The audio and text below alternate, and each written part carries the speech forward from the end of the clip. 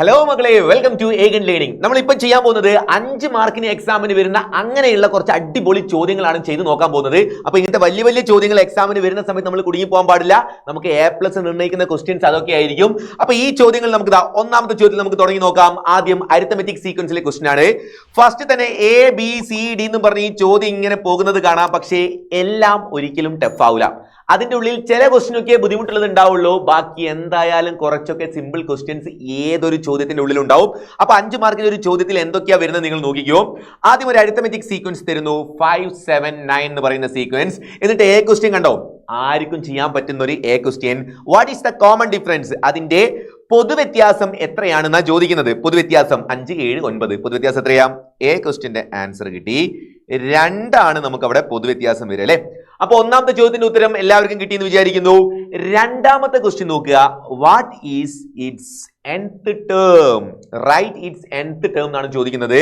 Okay, അപ്പം എന്നാം പദം എഴുതുക. അതെന്താ സംഭവം? എന്നാം പദം എന്ന് പറഞ്ഞാൽ എന്നാം പദം കേട്ടില്ലേ? സംഭവം നമ്മുടെ ബീജഗണിത രൂപം തന്നെയാണ്. General form, algebraic expression, nth term, ഇങ്ങനെയൊക്കെ പറഞ്ഞാൽ ഒരേ ആളാണ്. ബീജഗണിത രൂപം, പൊതുവായ രൂപം, എന്നാം പദം എന്നൊക്കെ പറഞ്ഞാൽ നിങ്ങൾ ചെയ്യേണ്ടത് xn ആണ് കണ്ടുപിടിക്കേണ്ടത്. അപ്പൊ ആ പേരുകളൊക്കെ ഓർത്ത് വെച്ചോ, മാറിപ്പോണ്ട.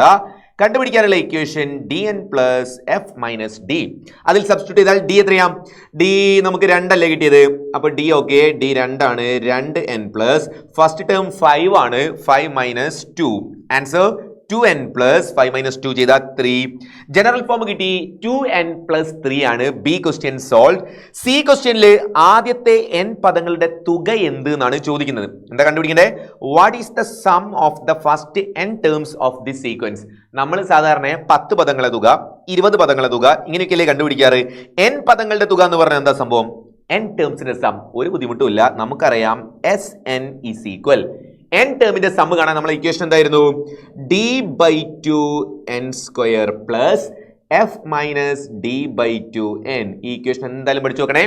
d/2 n square plus f minus d/2 n എന്ന് പറയുന്ന ഇക്വേഷനിൽ കൊടുത്താൽ നിങ്ങൾക്ക് വളരെ എളുപ്പത്തിൽ സം കണ്ടുപിടിക്കാം. അപ്പൊ n ടേമിന്റെ സം ആണെങ്കിൽ നമ്മൾ ഇക്വേഷൻ കൊടുക്കാൻ തീരുമാനിച്ചു. ഇനി ഈ ഇക്വേഷൻ തന്നെ വേണം നിർബന്ധമൊന്നുമില്ല. നമ്മൾ നേരത്തെ പഠിച്ച പഴയ ഇക്വേഷൻസ് ഒക്കെ അല്ലേ, n/2 into x1 plus xn, അതിലൊക്കെ കൊടുത്താലും ആൻസർ കിട്ടും. പക്ഷെ അത് കുറച്ചും കൂടെ ചെയ്ത് ബ്രാക്കറ്റ് ഒക്കെ മാറ്റി അങ്ങനെ കുറച്ച് ബുദ്ധിമുട്ടുണ്ടാവും. ഇതാകുമ്പോൾ ഒറ്റയടിക്കാനെ നിങ്ങൾക്ക് ആൻസറിലേക്ക് പോവാം. സമ്മിന്റെ ഇക്വേഷൻ n ടേമിന്റെ സം കാണാൻ നിങ്ങൾ ഈ ഇക്വേഷൻ യൂസ് ചെയ്യുന്നതായിരിക്കും ഏറ്റവും സിമ്പിൾ ആയിരിക്കുക. ഓക്കെ, നമുക്കൊന്ന് ചെയ്തു നോക്കാം. d/2, d എന്ന് പറഞ്ഞാൽ കോമൺ ഡിഫറൻസ്. നമ്മുടെ ക്വസ്റ്റ്യനിൽ കോമൺ ഡിഫറൻസ് 2. അപ്പൊ ഇത് എത്ര വരും? 2/2 അല്ലേ. d എന്ന് പറഞ്ഞാൽ 2 ആണ്. അപ്പൊ 2/2. 2/2 എന്ന് പറഞ്ഞാൽ 1n സ്ക്വയർ പ്ലസ് f എന്ന് പറഞ്ഞാൽ ഫസ്റ്റ് ടേം 5 ആണ് മൈനസ് d/2 നമുക്ക് കിട്ടി. ഈ d/2 ആണ് അവിടെ കിട്ടിയ d/2 1 അല്ലേ. അപ്പൊ d/2 പകരം 1, അത്രയും n. നമ്മുടെ answer n square, 1 into n square എന്ന് പറഞ്ഞാൽ n സ്ക്വയർ മതിയെ. n സ്ക്വയർ പ്ലസ് 5 മൈനസ് 1 എന്ന് പറഞ്ഞാൽ 4n. ഇതായിരിക്കും ഇവിടുത്തെ n ടേമിന്റെ സം. എത്ര answer? n square plus 4n ആണ് നമുക്ക് n ടേംസിന്റെ സം ആയിട്ട് കിട്ടുക. അപ്പൊ ഈ കാര്യം മറന്നു പോകണ്ട, സിമ്പിൾ ആയിട്ട് നമുക്ക് ആൻസറിലേക്ക് എത്തി. ഓക്കെ, ഇനി നമ്മുടെ ഡി ക്വസ്റ്റ്യൻ എന്താ? ആദ്യത്തെ കുറേ പദങ്ങളുടെ തുകയുടെ കൂടെ 4 കൂട്ടിയാൽ കിട്ടുന്ന സംഖ്യ പൂർണ്ണവർഗമാണെന്ന് സമർത്ഥിക്കുക. പ്രൂവ് ദാറ്റ് ക്വസ്റ്റ്യൻ ആണ് അവസാനത്ത്. Prove that the sum of any terms of this sequence starting from the first added to 4 gives a perfect square. ഇതിന്റെ n പദങ്ങളുടെ അല്ലെങ്കിൽ കുറെ ടേംസിന്റെ സമ്മിനോട് കൂടെ നിങ്ങൾ 4 കൂട്ടിയാൽ എന്ത് കിട്ടണം? ഒരു പെർഫെക്റ്റ് സ്ക്വയർ കിട്ടണം. അങ്ങനെ കുറെ ടേംസിന്റെ സം ആണ് നമ്മൾ എന്താ കണ്ടുപിടിച്ചത്? ഇവിടെ കണ്ടുപിടിച്ചിട്ടുണ്ട് കുറെ ടേംസിന്റെ സം. n ടേമിന്റെ സം അതാണ് n സ്ക്വയർ പ്ലസ് 4n. ഈ n സ്ക്വയർ പ്ലസ് 4n-നോട് നമ്മൾ എന്ത് പ്ലസ് ചെയ്യാനാ പറഞ്ഞേ? ഒരു 4 നമ്മുടെ വക അങ്ങോട്ട് പ്ലസ് ചെയ്താൽ ഇത് എന്താണെന്നാ പറഞ്ഞേ? ഇതൊരു പെർഫെക്റ്റ് സ്ക്വയർ ആണ് എന്ന് പ്രൂവ് ചെയ്യാൻ, അല്ലെങ്കിൽ ആകുമെന്ന് പ്രൂവ് ചെയ്യാൻ. ഇപ്പോൾ ഇതൊരു പെർഫെക്റ്റ് സ്ക്വയർ ആയോ? നിങ്ങളൊന്ന് ആലോചിച്ച് നോക്കിയേ, എപ്പോഴാണ് നമുക്ക് പെർഫെക്റ്റ് സ്ക്വയർ ആയിട്ട് മാറാം? നമ്മൾ പഠിച്ചല്ലേ. എന്താണ് ഈ പെർഫെക്റ്റ് സ്ക്വയർ എന്ന് പറഞ്ഞാൽ? ഒരു 1ന്റെ സ്ക്വയർ എന്ന് പറഞ്ഞാൽ 1 ആണ് അല്ലേ. 2ന്റെ സ്ക്വയർ എന്ന് പറഞ്ഞാൽ 4, 3യുടെ സ്ക്വയർ 9, 4ന്റെ സ്ക്വയർ 16, ഇങ്ങനെയല്ലേ പോവാം. അങ്ങനെ ഈ നമ്പേഴ്സിന്റെ ഒക്കെ സ്ക്വയർ എടുക്കുമ്പോൾ നമുക്ക് കിട്ടിയ ആൻസർ ഏതാ? 1 4 9 16. ഇതൊക്കെ നമ്മുടെ ആൻസർ. ഈ ആൻസറുകളെയൊക്കെ നമ്മൾ വിളിക്കുന്ന പേരാണ് പെർഫെക്റ്റ് സ്ക്വയേഴ്സ്, പൂർണ്ണവർഗങ്ങൾ. കാരണം എന്താ? ഈ 4 എടുത്താൽ അത് 2ന്റെ കറക്റ്റ് സ്ക്വയർ കിട്ടുന്നുണ്ട്. 9 എന്ന് പറഞ്ഞാൽ 3ന്റെ സ്ക്വയർ ആണ്. അങ്ങനെയാണെങ്കിൽ നിങ്ങൾ ഇവിടെ തെളിയിക്കേണ്ടത് ഇയാൾ ഒരു പെർഫെക്റ്റ് സ്ക്വയർ ആണെന്നാണ് നമ്മൾ പ്രൂവ് ചെയ്യേണ്ടത്. എപ്പോഴാണ് അത് പെർഫെക്റ്റ് സ്ക്വയർ ആവുക? അതും ഏതോ ഒരാളുടെ സ്ക്വയർ ആയിട്ട് മാറിയാൽ മതി. അങ്ങനെയാണെങ്കിൽ അതൊരു പെർഫെക്റ്റ് സ്ക്വയർ ആയിരിക്കും. ഓക്കെ, നമുക്കൊന്ന് പറഞ്ഞു നോക്കാം. ഇത് ആരുടെയെങ്കിലും സ്ക്വയർ ആണോ? എടാ, ഇത് സംഭവം എന്താണ്? നമ്മുടെ 4ാമത്തെ ചാപ്റ്റർ ആണ്. Second degree equation, square completion method ഓർമ്മല്ലേ? വർഗ്ഗത്തികവ്. ഈ എന്നിനൊക്കെ പകരം നിങ്ങൾ ഇതൊരു എക്സ് വെച്ച് ആലോചിച്ച് നോക്കിക്കേ. X square plus 4x plus 4, നമ്മുടെ സെക്കൻഡ് ഡിഗ്രി ഇക്വേഷൻ, 2ാം കൃതി. അങ്ങനെയാണെങ്കിൽ നമ്മൾ പഠിച്ചില്ലേ, വർഗ്ഗത്തികവ് പഠിച്ചില്ലേ? എന്നിന്റെ കൂടെയുള്ള നമ്പർ 4, 4ന്റെ പകുതി 2. ആ 2ന്റെ സ്ക്വയർ അല്ലേ നമ്മൾ ഇതാ ഇവിടെ പ്ലസ് ചെയ്ത് വെച്ച 4. നോക്കിക്കേ, ഈ 4 നമ്മുടെ സ്ക്വയർ കംപ്ലീഷൻ മെത്തേഡ് അനുസരിച്ച് വന്ന 4 തന്നെയാണ്. അങ്ങനെയാണെങ്കിൽ നിങ്ങൾക്ക് ഇതിനെ എന്തോ ഒരു ഹോൾ സ്ക്വയർ എന്ന് എഴുതാൻ പറ്റുമല്ലോ. ഏത് ഹോൾ സ്ക്വയറാ? ആദ്യം അവിടെ ഒരു n ഉണ്ടാവും, അത് കഴിഞ്ഞൊരു പ്ലസ്, ഇത് കംപ്ലീറ്റ് പ്ലസ് അല്ലേ? 4n കൂടെയുള്ള ഈ പ്ലസ് ആണ് നമുക്ക് ഇവിടെ വരിക, പ്ലസ്. അത് കഴിഞ്ഞാൽ ഈ 4ന്റെ ഹാഫ് ആണ് നിങ്ങൾ ഇവിടെ എഴുതി വെക്കേണ്ടത്. ഇവിടെ വരിക n+2 ദ ഹോൾ സ്ക്വയർ ആയിരിക്കും ഉണ്ടാവുക. നോക്കണേ, അപ്പൊ നമുക്ക് കാര്യം മനസ്സിലായി. ഇയാൾ ഒരു പെർഫെക്റ്റ് സ്ക്വയർ ആണെന്ന് പ്രൂവ് ചെയ്യാനായിരുന്നു ക്വസ്റ്റ്യൻ. അത് പെർഫെക്റ്റ് സ്ക്വയർ ആണെന്ന് മനസ്സിലായി. എങ്ങനെ മനസ്സിലായത് പെർഫെക്റ്റ് സ്ക്വയർ ആണെന്ന്? അത് n+2ന്റെ സ്ക്വയർ ആണെന്ന് കിട്ടി. അതോടുകൂടെ അതൊരു പെർഫെക്റ്റ് സ്ക്വയർ ആണെന്നുള്ള കാര്യം ഫിനിഷ്ഡ്. ഓക്കെ അല്ലേ? അപ്പൊ ഈ ക്വസ്റ്റ്യൻ എല്ലാവർക്കും ക്ലിയർ അല്ലേ? ഈ 4ാമത്തെ ചോദ്യമാണ് അതിലൊരു ബുദ്ധിമുട്ട്. അതൊന്ന് മനസ്സിലാക്കിയാൽ മതി. സിമ്പിൾ ആണ് സാധനം. ക്വസ്റ്റ്യൻ വായിക്കുമ്പോൾ നമ്മളത് പ്രൂവ് ചെയ്യാന്നൊക്കെ പറയുമ്പോൾ വലിയ ചോദ്യമാണെന്ന് വിചാരിക്കും. മനസ്സിലാക്കി ചെയ്യാവുന്നതേ ഉള്ളൂ. സിമ്പിൾ ക്വസ്റ്റ്യൻ തന്നെയാണ്. 5 മാർക്കിന്റെ ചോദ്യങ്ങൾ കേട്ടോ. ഓക്കെ, നമുക്ക് അടുത്ത ക്വസ്റ്റ്യനിലേക്ക് പോയി നോക്കാം. അടുത്തതും ഒരു സൂപ്പർ ചോദ്യം തന്നെയാണ്. In the figure, AB and CD are mutually perpendicular chords. Okay, angle C equal x degree. Then നിങ്ങൾ കുറേ കാര്യങ്ങൾ കണ്ടുപിടിക്കാനുണ്ട്. What is the measure of angle B എന്നാണ് ഫസ്റ്റ് ചോദ്യം. കോൺ B യുടെ അളവ് എത്രയാണെന്ന് ചോദിച്ചിട്ടുണ്ട്. ചിത്രമൊക്കെ തന്നിട്ടുണ്ട്. എന്നിട്ടാണ് ചോദിക്കുന്നത് കോൺ B അല്ലേ നമുക്ക് വേണ്ടതാ.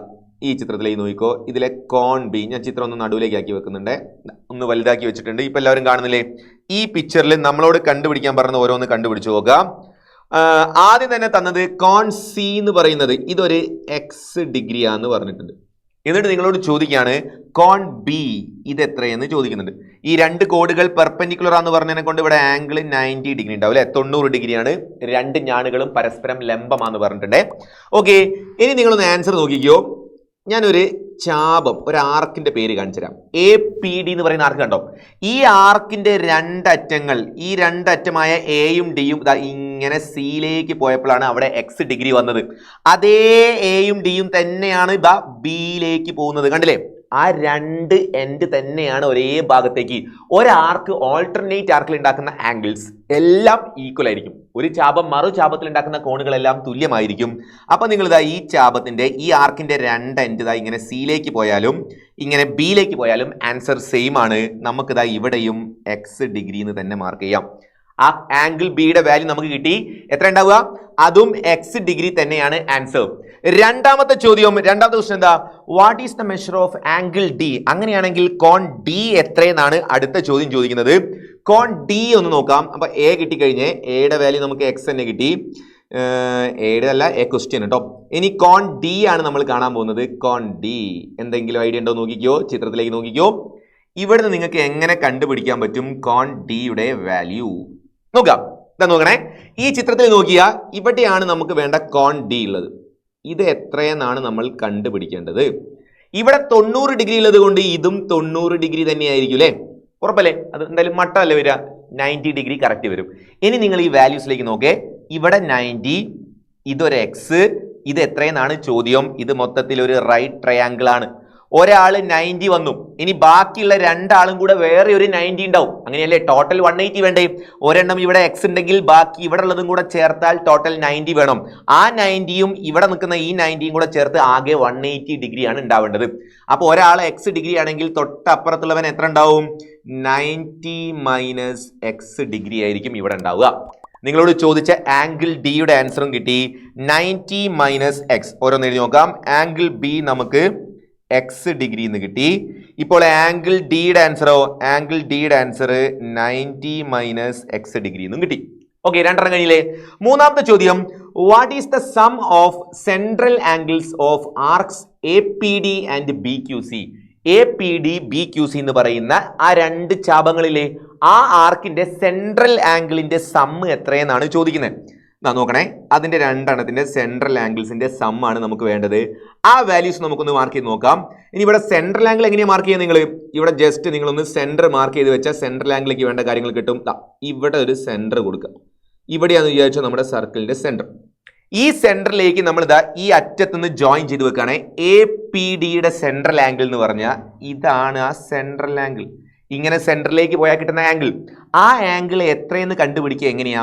നമുക്ക് ആദ്യം അത് ജോയിൻ ചെയ്ത് വെച്ചാൽ എളുപ്പത്തിൽ പറയാം. ഇവിടുന്ന് ഇങ്ങോട്ടേക്കും ഇവിടുന്ന് ഇങ്ങോട്ടേക്കുമാണ് നമുക്ക് ജോയിൻ ചെയ്യേണ്ടത്. എന്നിട്ട് ആ സെന്ററിലുള്ള ആംഗിൾ എത്രയെന്ന് കണ്ടുപിടിക്കണം. അതേപോലെ ഇനി ബി ക്യു ഡിയുടെ നമുക്ക് അതേപോലെ ചെയ്യാൻ പറ്റിയേ. അതെങ്ങനെയാ കണ്ടുപിടിക്കാൻ അറിയോ? എന്താ ചെയ്യണ്ടേ? ഇതാണ് നമ്മുടെ central angle A P D. ഈ എയും ഡിയും കൂടിയാണ് കറക്റ്റ് ഇവിടെ എക്സിലേക്ക് പോയത്. ഈ എക്സ് ഡിഗ്രി കണ്ടോ, ഇവിടെ എത്രയാണോ ഉള്ളത് അതിന്റെ ഡബിൾ ആയിരിക്കും സെൻട്രൽ ഉണ്ടാവുക. നമ്മൾ സെൻട്രലിൽ സി പഠിച്ചിട്ട് ഓൾട്ടർനേറ്റ് ആർക്കിൽ നമ്മൾ C/2 എന്നല്ലേ എഴുതാറ്. ഇവിടെ എന്താണോ വരുന്നത് അതിന്റെ പകുതിയാണ് ഇത്. അങ്ങനെയാണെങ്കിൽ ഇത് എക്സ് ആണെങ്കിൽ അതിന്റെ ഡബിൾ ആണ് അപ്പുറത്ത്. അവിടുന്ന് എഴുതി തിരിച്ചു വരുമ്പോൾ അങ്ങോട്ടേക്ക് പകുതിയാണെങ്കിൽ തിരിച്ചു വരുമ്പോൾ ഡബിൾ. ഇത് എക്സ് ആണെങ്കിൽ നമുക്ക് ഈ സെൻട്രലിലുള്ള ആളെ കിട്ടി. ആൻസർ 2x എന്നായിരിക്കും ആ സെൻട്രൽ ഉണ്ടാവുക. ഇനി അതേപോലെ നിങ്ങൾക്ക് ബി ക്യു സി എന്ന് പറയുന്ന രണ്ടാമത്തെ ആൾ ഇതാണ് ബി ക്യു സി എന്ന് പറയുന്ന ആർക്ക്. ഈ ആർക്കിന്റെ സെൻട്രൽ ആംഗിളും നമുക്ക് ആവശ്യമുണ്ട്.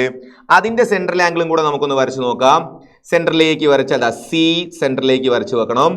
അതേപോലെ രണ്ട് ഭാഗത്തുനിന്ന് വരയ്ക്കണേ. സിയിൽ നിന്നും സെൻട്രലിലേക്ക് വരയ്ക്കണം. പിന്നെ ഇതെന്ന് വരയ്ക്കണ്ടേ?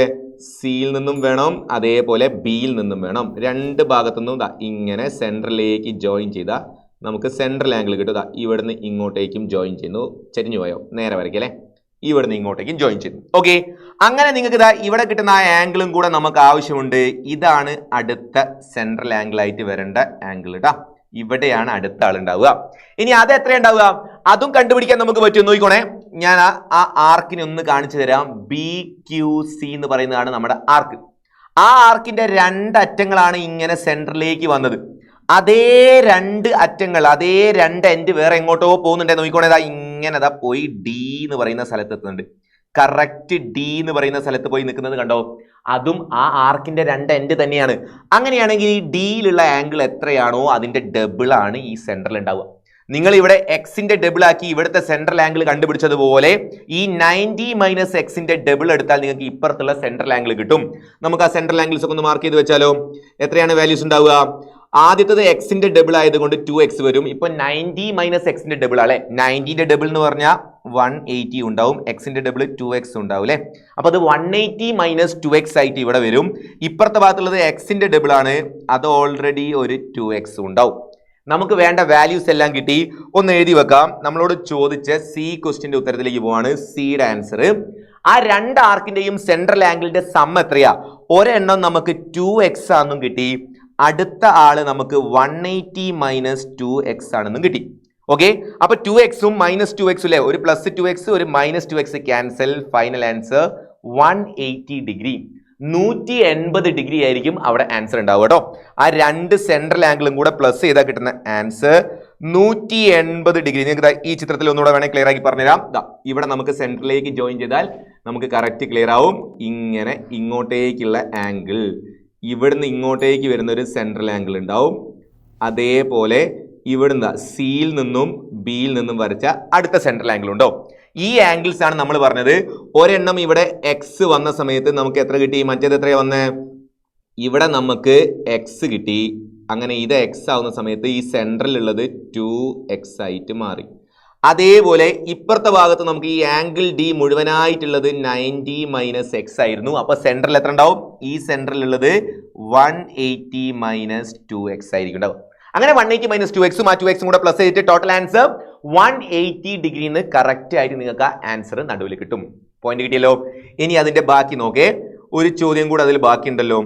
ചാപം APD എന്ന് വെച്ചാൽ if the length of arc APD is 3 centimeter. ചാപം APDയുടെ ലെങ്ത് 3 സെന്റിമീറ്ററും അതേപോലെ BQC എന്ന് പറയുന്നതിന്റെ ലെങ്ത് 7 സെന്റിമീറ്ററും ആണെങ്കിൽ നിങ്ങൾ എന്ത് കണ്ടുപിടിക്കണം? നിങ്ങൾ ആ സർക്കിളിന്റെ പെരിമീറ്റർ കണ്ടുപിടിക്കാനാണ് പറഞ്ഞത്. അങ്ങനെ ഒരു ചോദ്യം നോക്കേ.